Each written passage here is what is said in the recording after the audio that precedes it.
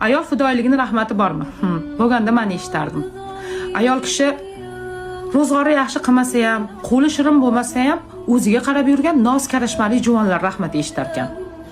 Qishloqda bir ayol bor edi. Umri mehnatda o'tgan. 4 bolani katta qilgan, agorodda ishlagan, uyi ishini qilgan, eri boy qilgan.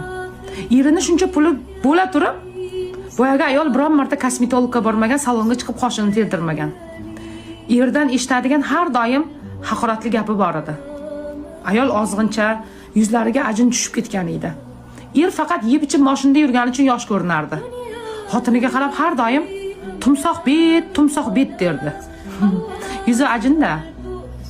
Balki o'sha ayol ham ro'zg'ori bir chetga surib o'zini sevib kosmetologga borib yuzlari tirsillab yurganda rahmatlari eshitardi.